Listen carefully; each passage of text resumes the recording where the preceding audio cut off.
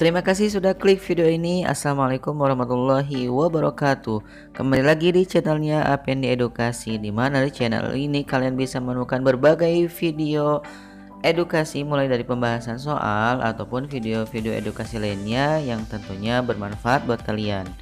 Dan di video kali ini kakak akan meneruskan ya next video dari soal pilihan ganda. Sekarang ke soal isian untuk uji kompetensi bab 10 teknologi ramah lingkungan IPA kelas 9. Cus, kita ke nomor 1. Biopori dapat dibuat di sekitar rumah kita. Jelaskan manfaat biopori bagi lingkungan.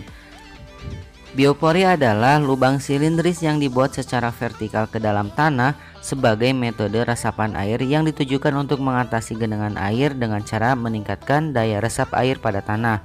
Manfaatnya adalah menjaga keseimbangan lingkungan, mencegah banjir pada musim hujan, menjaga ketersediaan air pada musim kemarau, membantu pencegahan penyebaran penyakit yang disebabkan oleh adanya genangan air seperti demam berdarah, malaria, dan kaki gajah, serta membantu kesuburan dan kelestarian organisme tanah.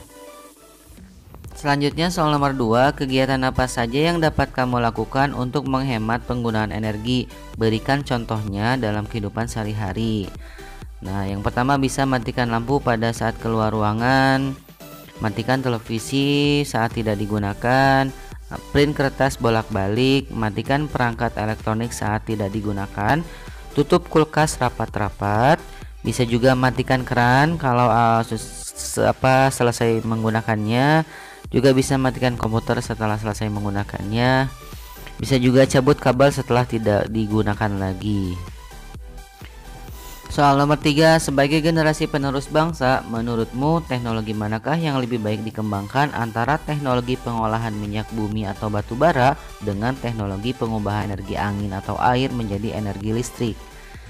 Jawabannya, lebih baik dikembangkan teknologi pengubahan energi angin atau air karena teknologi ini lebih ramah lingkungan.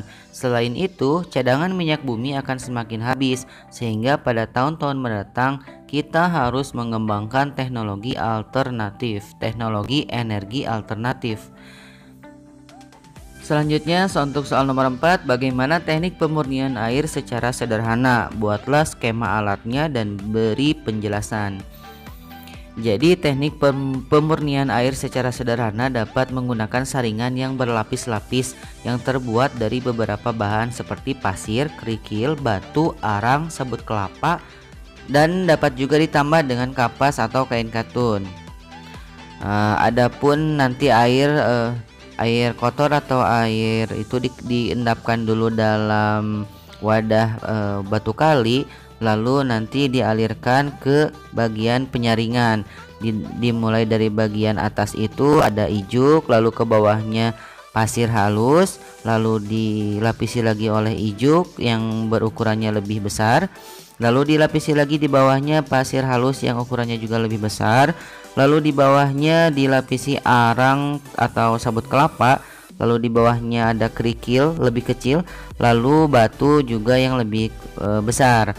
Nah, sedangkan fungsinya ijuk adalah sebagai pembatas dan untuk menyaring kotoran yang partikelnya relatif lebih sedang. Sedangkan pasir untuk mengendapkan kotoran halus yang masih lolos dari ijuk. Fungsi kerikil dan batu itu memberi celah agar air dapat keluar dari pipa. Adapun arang berfungsi untuk menyerap bahan kimia, menyerap bakteri, menghilangkan rasa dan bau pada air. Lalu setelah itu dialirkan ke bak penampung untuk air bersih. Selanjutnya soal nomor 5, jelaskan potensi energi alternatif di Indonesia dan berikan contohnya. Potensi energi alternatif di Indonesia sangat tinggi tetapi masih belum dimanfaatkan secara optimal. Hal ini terjadi karena biaya untuk mengembangkan energi alternatif lebih mahal dibandingkan bahan bakar konvensional. Berikut ini energi alternatif yang ada di Indonesia. Yang pertama ada panas bumi atau geotermal. Indonesia merupakan pemilik energi panas bumi terbesar di dunia. Sekitar 40% energi panas bumi terdapat di Indonesia, tapi karena letak sumber energi ini jauh dari pemukiman dan infrastruktur, maka sulit dikembangkan. Yang kedua ada energi matahari atau panel surya.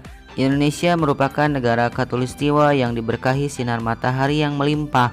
sehingga cocok untuk mengembangkan panel surya. Tetapi karena biaya panel surya itu sangat mahal sehingga belum bisa optimal untuk dikembangkan. Selanjutnya yang ketiga itu ombak atau energi gelombang laut. Indonesia merupakan negara kepulauan terbesar di dunia yang dikelilingi oleh lautan. 2/3 dari luas wilayah Indonesia adalah lautan. Salah satu sumber energi yang bisa dikembangkan adalah gelombang laut, tetapi energi gelombang laut ini masih mahal dan terkendala musim. Terima kasih sudah nonton ini sampai selesai. Jangan lupa untuk subscribe channelnya APN Edukasi untuk dukung channel ini untuk terus bisa lebih berkembang dan bermanfaat buat kalian. Jangan lupa ditunggu juga like dan komennya ya. Bye bye, see you on next video.